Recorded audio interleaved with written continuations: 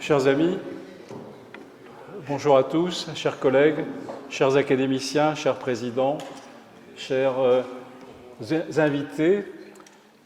Nous sommes tous très honorés de faire ensemble cette séance solennelle de l'Académie nationale de chirurgie et des pratiques opératoires innovantes.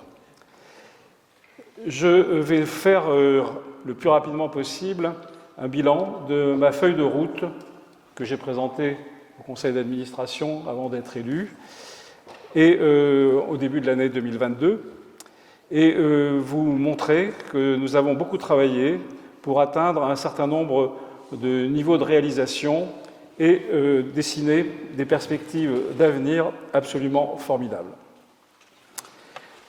Pour nous, au tout début de l'année 2022, nous avions voulu et décidé en conseil d'administration qu'il fallait inscrire l'Académie nationale de chirurgie à la fois en respectant ses origines historiques, comme nous le savons tous, nous sommes les héritiers des chirurgiens de Louis XIV et de Louis XV, mais que nous sommes résolument inscrits dans l'innovation, dans l'avancée vers la chirurgie d'aujourd'hui et de demain. Et qu'il fallait que notre académie inscrive dans son ADN cette évolution, cette intégration vers la chirurgie du futur. On peut appeler la chirurgie 4.0, on peut trouver toutes sortes de définitions, parce qu'il faut absolument intégrer l'idée que les actes opératoires sont l'ADN du fonctionnement des chirurgiens et de ce qu'on appelle maintenant les médecins opérateurs, les médecins dits interventionnels. En fait, ils sont tous orientés vers des pratiques mini-invasives où le bistouri n'est plus le seul instrument qui opère, mais toutes sortes d'instruments arrivent à régler des situations qui étaient ordinairement résolues par le bistouri, la main du chirurgien. Maintenant, nous avons tous entendu, par exemple, qu'en ophtalmologie, on pouvait maintenant disposer d'un bistouri qui n'est pas un bistouri métallique, mais qui est un rayon lumineux, un rayon laser qui fait 1 micron et qui permet d'opérer des lésions au sein même de la rétine et donc d'avoir une possibilité d'intervention qui n'est pas accessible à des techniques antérieures. Donc ce processus, eh bien, nous avons essayé de l'inscrire dans notre nom et c'est la raison pour laquelle l'Académie nationale de chirurgie et des pratiques opératoires innovantes nous inscrivent en plus dans ce que le gouvernement d'aujourd'hui a voulu créer, une agence nationale de l'innovation en santé.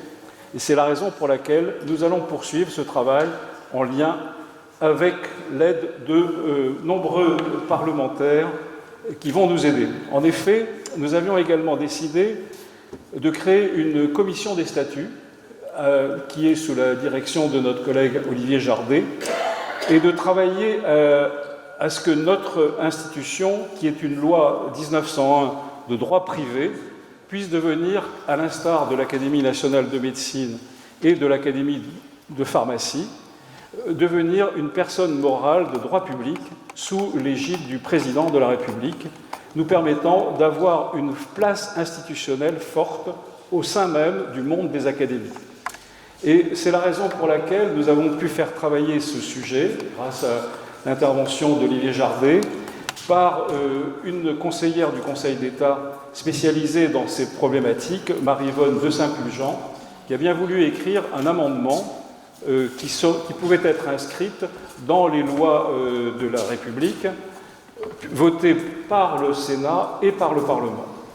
Et nous avons fait plusieurs tentatives institutionnelles grâce à Olivier, en particulier grâce à l'aide de la vice-présidente du Sénat, Pascale Gruny, de la présidente de la Commission des affaires sociales, Catherine Deroche, et de l'ancien président de la Commission des affaires sociales, un collègue, Alain Milon, qui ont bien accepté d'inscrire cette année dans le projet de PLFSS qui a été voté au Parlement, notre amendement. Tout semblait être totalement acceptable. Malheureusement, avec l'utilisation du 49.3 pour faire passer la loi de financement sur le PLFSS, les amendements secondaires, qui n'étaient pas essentiels au vote de la loi, ont été supprimés. Ça veut dire qu'on est à nouveau un petit peu dans une phase où il faut qu'on reparte à l'attaque pour transformer nos statuts, mais c'est une opération qui va peut-être passer par d'autres voies parlementaires et ministérielles. On a eu le soutien précédemment d'Olivier Véran pour aller dans ce sens-là. Je pense que François Braun va certainement pouvoir nous aider également. Alors notre objectif aussi, c'était de redonner le plus de lustre possible à l'action de l'Académie, en particulier en ayant une véritable présence au sein même des instances nationales gouvernementales et de nos administrations. Et nous avons fait plusieurs opérations qui nous ont permis, d'une part, de travailler, par exemple, avec l'aide du ministre de l'Éducation nationale du gouvernement précédent, Jean-Michel Blanquer, un de mes amis pour lequel j'ai travaillé au sein de son cabinet, et avec lequel nous avons pu signer un accord, l'Académie, avec le ministère de l'Éducation nationale et l'organisme qui s'occupe de l'orientation des jeunes dans les métiers, l'ONICEP, pour la promotion des métiers de la chirurgie et de la santé plus largement, avec les collèges et les lycées. Ce travail est en cours. Nous avons aussi pu attirer l'attention bienveillante de la Première Dame, Madame Brigitte Macron, présidente de la Fondation des Hôpitaux de France, lorsque nous avons organisé, au mois d'octobre dernier, lors de notre séance délocalisée à Amiens, pour la visite de Simu Santé et de l'Institut Fairfax, avec Bernard de Vauchel et à nouveau Olivier Jardet, Brigitte Macron s'est intéressée, elle a passé une journée entière à visiter l'Institut Fairfax, à travailler à l'Institut de simulation en santé, et vraiment ça a été une opération extraordinaire. Il y a une vidéo, mais je ne voudrais pas être trop long. Simplement, voilà, c'est une manière d'illustrer que des lieux qui n'apparaissent pas d'emblée comme la faculté de médecine d'Amiens, le CHU d'Amiens, eh bien, sont très à l'avant-garde de la chirurgie d'aujourd'hui et globalement de l'avancement, en particulier dans les domaines de la pédagogie médicale, de la chirurgie pour la robotique, etc., etc. Nous avons continué ce travail de renforcement des liens de l'Académie avec nos instances nationales, dernièrement, puisque ici même, de l'autre côté de la rue, 28 et 29 novembre dernier, nous avons pu organiser les deuxièmes rencontres internationales de la chirurgie francophone et nous avons eu la chance de pouvoir y inviter en direct mais à distance, puisqu'il était en déplacement à La Réunion. Nous avons pu faire intervenir en direct, on a dialogué avec lui, notre ministre actuel de la Santé et de la Prévention, François Braun, un urgentiste. Le sujet que nous traitions était particulièrement important pour lui, puisque c'était l'aide aux victimes des grandes catastrophes, et que vous savez tous que François Braun a été le patron de SAMU Urgences de France, et que c'était comme il me l'a dit, dans son ADN de participer aux travaux de l'Académie.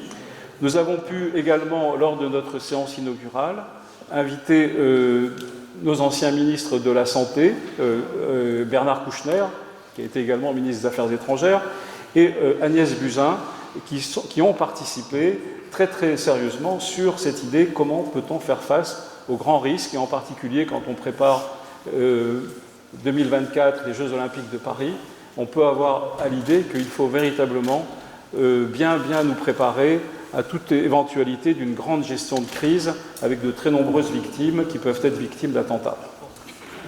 Évidemment. Alors, un autre travail fondamental institutionnel de l'Académie, c'est de faire, à l'instar de ce que fait très très bien l'Académie nationale de médecine, c'est de devenir producteur de rapports, de réflexions sur l'ensemble des problématiques de nos métiers.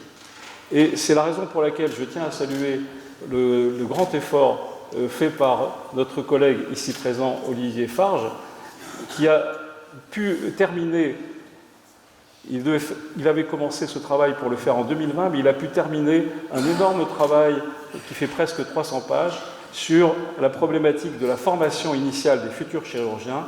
Je vous conseille tous de le lire, il contient énormément d'informations, il a fait ceci en collaboration avec l'ensemble des sociétés savantes disciplinaires, les 13 sociétés savantes disciplinaires, il en manquait une, je crois, mais en l'occurrence, c'est vraiment un rapport très complet avec une interrogation des jeunes chirurgiens, des internes, des chefs de clinique, etc., de l'ensemble des problèmes de la formation.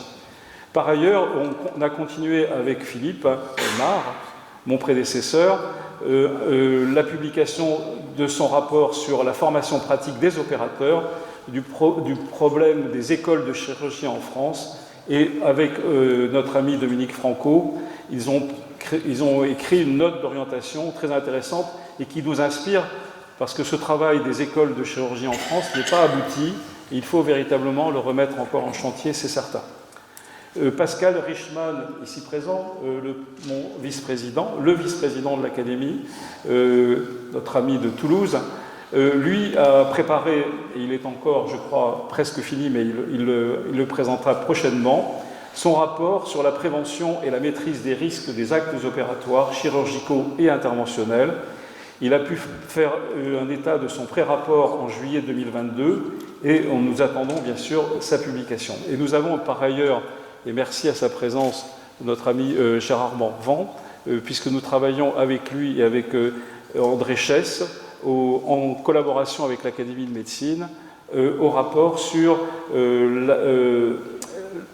la problématique des actes opératoires innovants, dits interventionnels.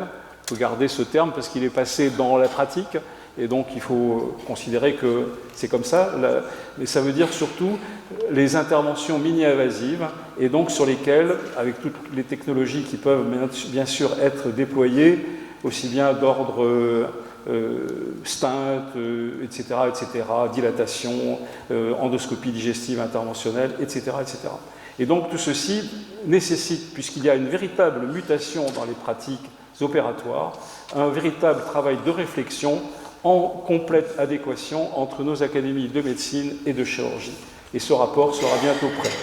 Voilà, je salue bien sûr par ce visuel Olivier, savoir qu'il a voulu répondre à la préoccupation des pouvoirs publics concernant l'offre des soins chirurgicaux qui est confrontée à de véritables difficultés démographiques et à un manque d'attractivité de certains types d'exercices, la rendant insuffisamment adaptée aux enjeux de sécurité, d'efficience et d'innovation, alors que les activités chirurgicales connaissent une croissance sensible. Cet effet paradoxal a été souligné dans son rapport de la Cour des comptes, et donc c'est une tentative de réponse qu'a essayé d'apporter notre collègue Olivier Farge à cette problématique. Être en adéquation, autre ligne de l'action que nous avions décidé de mener, c'est d'être en adéquation avec les renouvellements démographiques des professionnels des pratiques opératoires. Nous avons voulu créer une commission de l'Académie sur la féminisation des métiers de la chirurgie. Merci à Carole Matelin, membre de notre conseil d'administration, que j'ai eu l'honneur de décorer il y a quelques jours de l'ordre de la Légion d'honneur, à notre collègue Christine Grappin d'Agorno, à Arlette Colchen-Personne, membre de notre Académie, et bien d'autres qui ont participé à la réflexion, et ça a abouti à un événement extraordinaire européen, le 24 juin 2022, sur une journée délocalisée à Strasbourg, sur le thème « Femmes en chirurgie en France et en Europe ». Et donc, ce travail a été repris par notre collègue Serge Aurore au mois de septembre 2022, avec également la participation, bien sûr, de Carole et bien d'autres collègues. Il va de soi que lors de notre dernière campagne de recrutement, d'élection de nouveaux membres, 7 nouvelles femmes sont entrées comme membres associés au niveau de notre académie, et que nous allons continuer de lutter contre le plafond de verre qui persiste, pas seulement en chirurgie, mais dans l'ensemble des pratiques, dans l'ensemble des disciplines de la vie.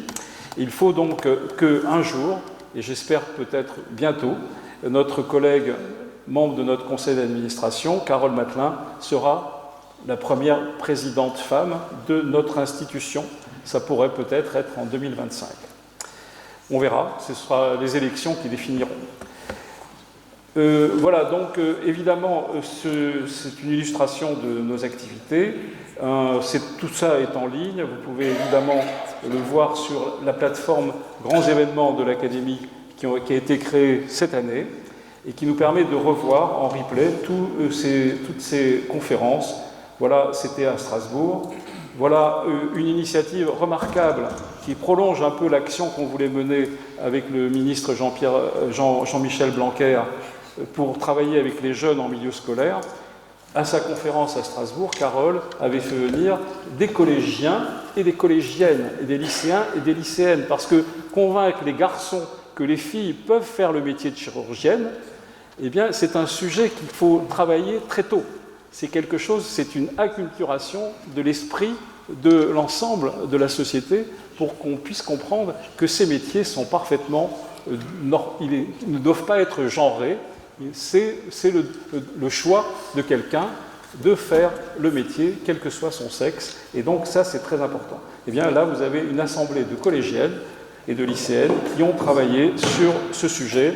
Et on espère qu'il y aura de nombreuses nouvelles chirurgiennes parmi ces jeunes générations. Et vous voyez, ça c'est l'image de nos collègues arrivés en haut de leur carrière, doyennes, présidentes de sociétés savantes, professeurs, chefs de service. Elles ne sont pas assez nombreuses, mais elles étaient toutes là. Même, il y avait une collègue italienne de Modena, qui est une chirurgienne vasculaire, et qui est remarquable au niveau international, et qui a bien voulu venir. C'était une occasion à Strasbourg pour montrer l'importance de ce sujet. Et nous avons bien sûr voulu aussi honorer nos anciennes collègues les plus brillantes, que tout le monde connaît, Claire Fekete, une des grandes patronnes de la chirurgie pédiatrique de l'hôpital Necker, et sa successeur, Sabine Sarnaki, qui est la patronne actuelle à l'hôpital Necker du service de chirurgie viscérale pédiatrique, dans lequel on voit des exploits, en particulier le développement de la robotique chirurgicale chez le petit enfant. Renouvellement des générations, ça fait partie des grandes préoccupations démographiques, et honorer et faire valoir la place des très jeunes chirurgiens, encore en formation, mais déjà en fonction, au sein même des activités de notre instance.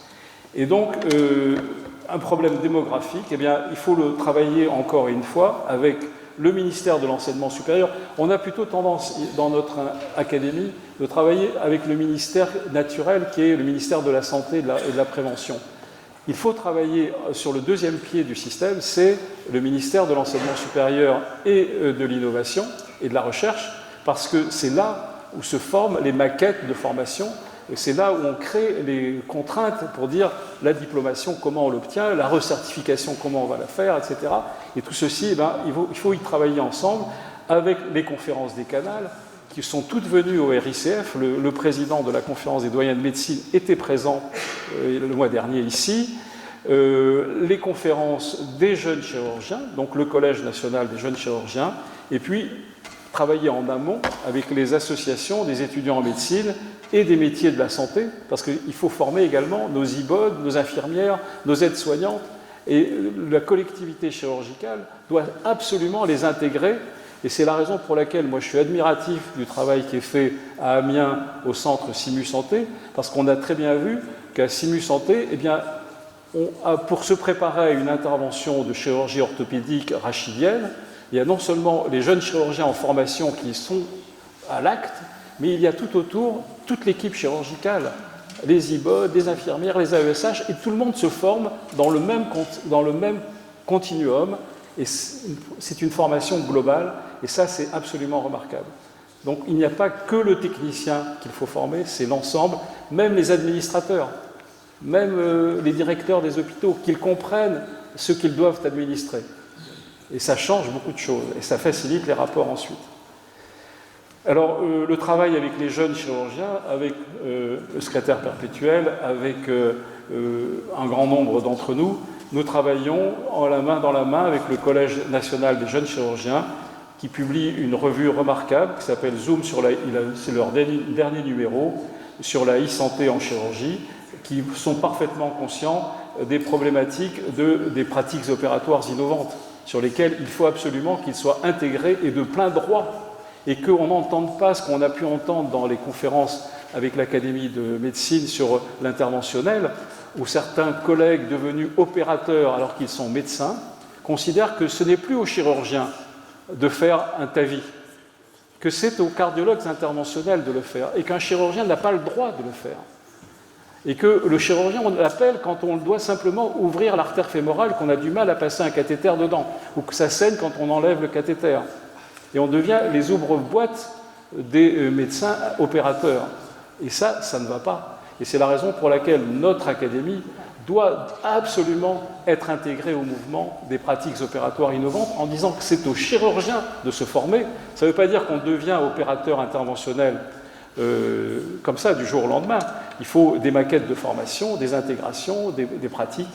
Et voilà, et c'est la raison pour laquelle au dernier RICF, nous avons pu faire venir, grâce à l'aide de nos jeunes collègues, en particulier de Gabriel Sedoun, président de cette structure, une vingtaine de chefs de clinique dans toutes les disciplines, MCU-PH, enfin des collègues qui n'ont pas atteint le niveau très supérieur de la carrière, mais qui sont tous venus nous dire comment ils voyaient l'arrivée de la robotique chirurgicale dans leur pratique en ORL, en maxillofacial, dans toutes les disciplines, en orthopédie, etc.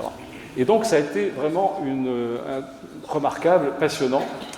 Alors nous avons, je vais accélérer, nous avons eu une autre mission pendant cette année, celle de redresser les comptes de notre structure. Notre trésorier a pu être très, très inquiet au début de son mandat parce qu'on était quasiment en faillite. On n'avait plus de quoi payer nos assistantes ici présentes.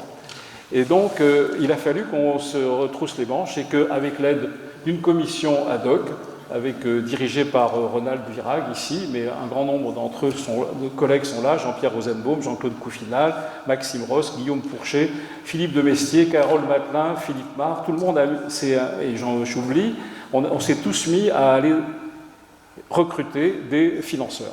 CMR Surgical, ils vous le diront peut-être plus en détail, parce que je vais juste simplement citer la liste.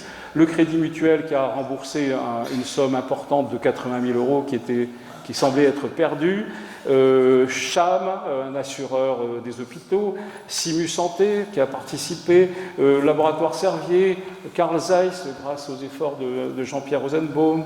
La Fondation des Gueules Cassées, Boehringer Ingelheim, la Sanofi qui va sûrement en monter dans le train, beaucoup plus qu'ils ne l'ont fait cette année. Medtronic, un laboratoire de médecine et de régénératrice tissulaire RegenLab.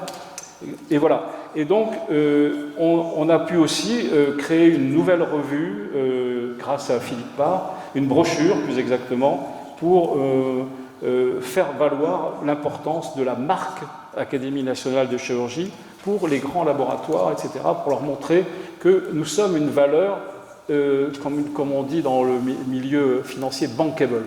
C'est-à-dire que quand on travaille avec l'Académie de chirurgie, ça rapporte. Et donc, quand ils comprennent ça, pour leur propre image, eh bien, ils deviennent financeurs. On a aussi voulu, et on est encore en cours de conviction, de travail, de négociation avec nos collègues, que les sociétés savantes, qui sont partenaires par nature de l'Académie, deviennent cofinanceurs du système.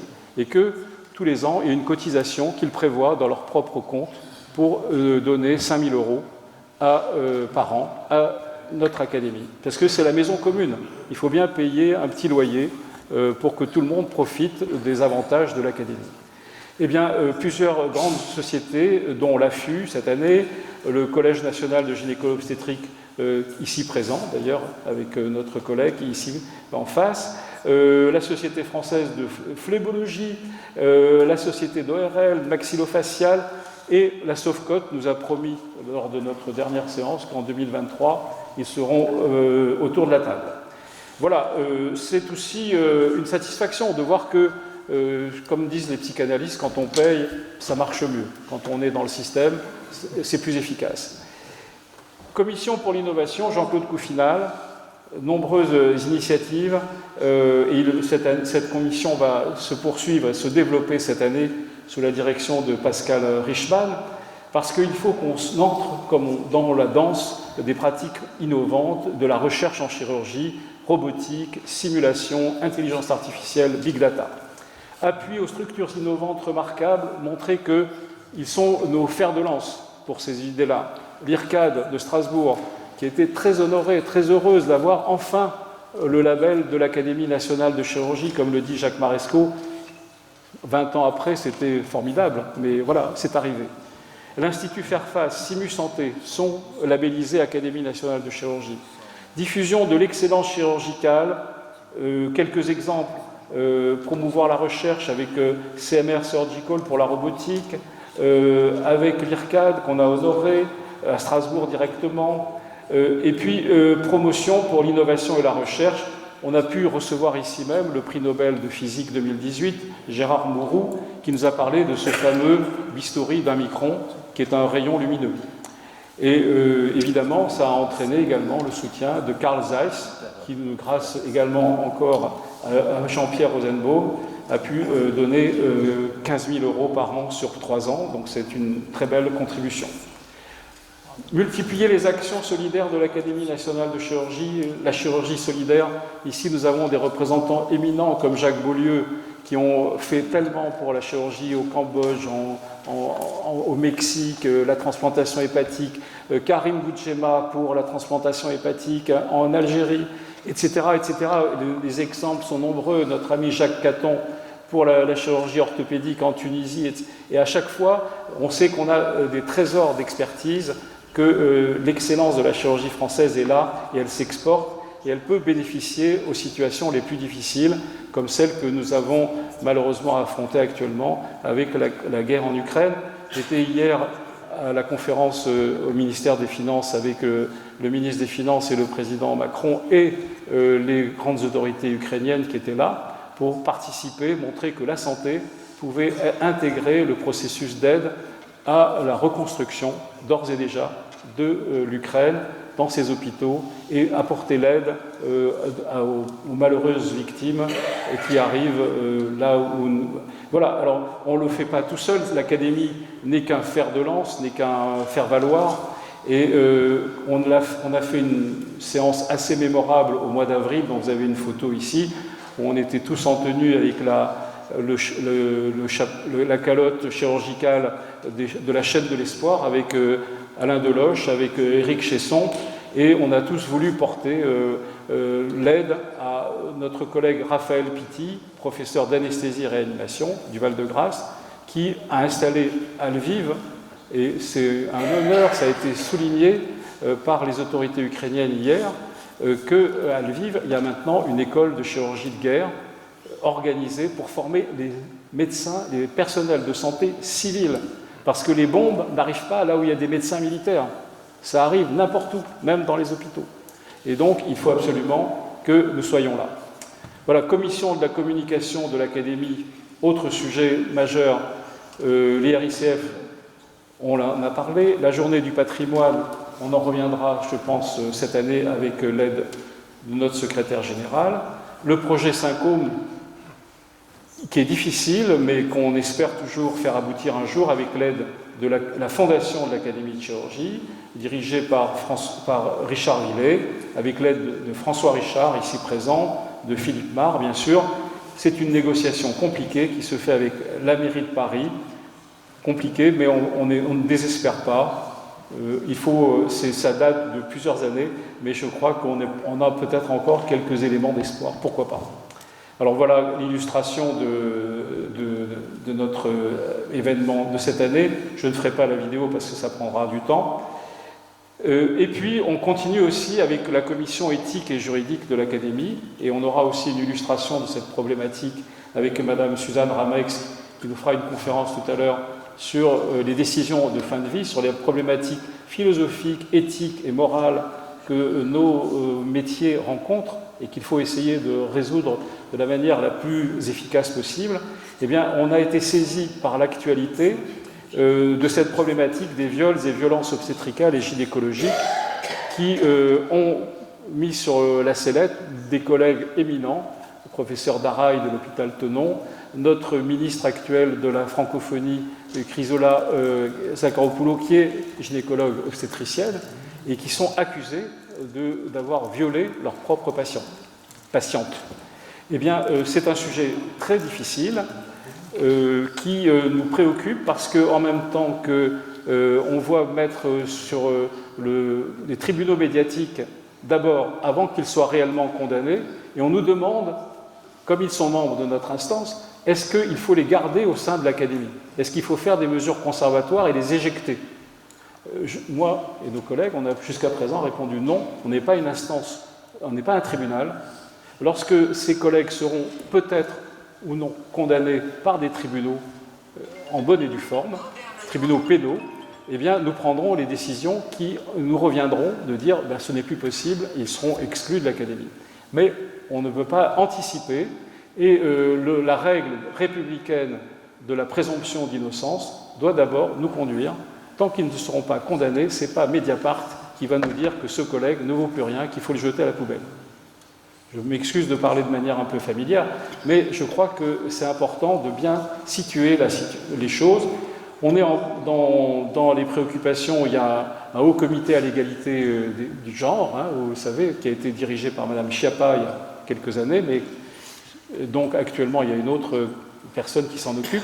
Mais on voit que les problèmes sur lesquels nous pourrions probablement faire des recommandations en tant qu'Académie de chirurgie, c'est d'aboutir à une définition des normes pour promouvoir un suivi gynécologique et obstétrical respectueux et bien traitant, et par ailleurs améliorer, parce que ça c'est le côté bien traitant sur nos patientes qu'on doit absolument protéger, et par ailleurs les collègues qui débordent de leurs activités éthiques, eh bien on doit être les premiers à les signaler, à faire qu'ils puissent être sanctionnés selon la loi par les instances ad hoc et pas par Mediapart. Voilà, juste cette illustration pour signaler l'excellent travail de Philippe Marr pour cette brochure magnifique qui est consultable. Allez sur le site de l'Académie, on tourne les pages avec simplement le curseur de l'ordinateur. Ça vous permet de voir la beauté de ce lieu qu'on espère un jour, Saint-Côme, réintégrer. Enfin, je terminerai sur ma vision sur l'ANC digital. On est à l'ère du numérique. On a voulu réactualiser le site web de l'Académie. Il a été mis à jour. Vous avez peut-être vu qu'il a complètement changé, la pagination, l'organisation. Les choses importantes sont en haut, les rendez-vous, les séances, les rapports, la place de la fondation de l'Académie de médecine, et c'est mardi de la chirurgie. On le voit tous. On a créé de plus, en dehors de ce site, une plateforme grands événements et qui est absolument performante, et tous les industriels qui y vont disent « Ah ben c'est avec ces outils-là que nous pouvons promouvoir ce que vous faites à l'Académie de chirurgie ». Si on n'a pas une excellence audiovisuelle aujourd'hui, de réalisation audiovisuelle, les publics sont habitués à avoir des images en permanence. Il faut que ce soit fort, que ce soit bien fait, sinon ça apparaît comme amateur et ça ne va pas. Enfin, on est très présent sur les réseaux sociaux, sur LinkedIn, sur Facebook, sur YouTube. Voilà, l'illustration RICF 2022, grâce à Karim Boudjema, on avait choisi ce thème. On l'a étendu avec la problématique de la formation des futurs chirurgiens francophones dans nos pays, en particulier en France, mais aussi dans les pays d'Afrique du Nord, par exemple. C'est un sujet majeur, et on a étendu également la problématique à l'aide à la formation à la robotique chirurgicale dans un après-midi remarquable organisé avec la société CMR Surgical. Et nous avons défini, grâce à Pascal Richman, qui va prendre ma succession, le thème de l'année 2023, qui sera la chirurgie 4.0. Voilà l'illustration de la plateforme des grands événements. Si vous n'y êtes pas allé, allez-y, c'est très simple. Il suffit de s'inscrire, mettre son URL, c'est gratuit, et vous pouvez avoir tous nos événements qui sont reproduits. Il me reste maintenant à vous remercier et à passer à la suite du programme d'aujourd'hui. Merci beaucoup.